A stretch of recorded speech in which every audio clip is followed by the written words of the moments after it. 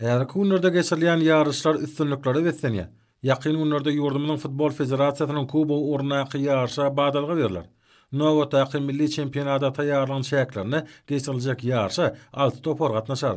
Arkada Ahal, Aşgabat, Nevçe, Merw, Şagadan toparlary awraýly baýrak uruna bäseşerler. Yarış toparlar üçin uly ähmiýetliler.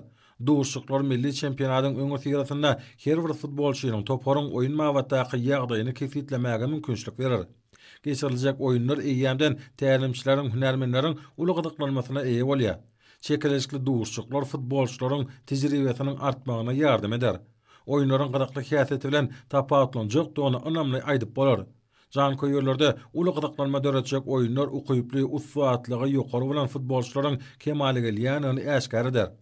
Türkmen halkynyň milli lideri Gahrman Arkadamyň binýadyny berkden guran sport özgertmeleriniň netijesinde hormatly prezidentimiziň sporty köpçülikle beden terbiýany sürmekdäki başlangyçlary esasında ýurdumyzda sport ulgamy belin derejeleri çykýar.